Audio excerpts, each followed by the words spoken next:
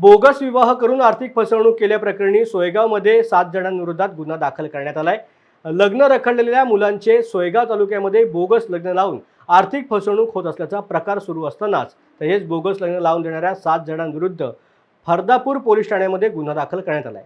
दरम्यान विवाह रखडलेल्या मुलांच्या परिवाराने अनोळखी व्यक्तींवरती विश्वास ठेवू नये आणि या अगोदर ज्यांची अशा प्रकारे फसवणूक झाली असेल त्यांनी पोलिसांशी संपर्क साधावा असे आवाहन सहाय्यक पोलीस निरीक्षक प्रफुल्ल साबळे यांनी केलं आहे।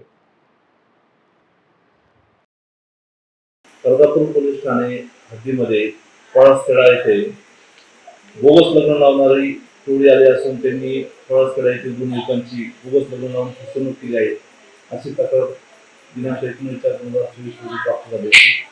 त्या तक्रारीच्या अनुषंगाने आम्ही पोलीस ठाणे हद्दीतील पळसखेडा येथे जाऊन अधिक चौकशी केली असता 5 महिला व 2 पुरुष हे आम्हाला कुठे नावे सांगत असल्याचे दिसले। त्यावरून आम्ही त्यांना पोलीस ठाण्यात आणून त्यांच्याकडे अधिक चौकशी करून त्यांच्या विरुद्ध भादवी कलम 420 प्रमाणे गुन्हा दाखल करण्यात आलेला असून त्यांच्याकडे अधिक तपास चालू आहे।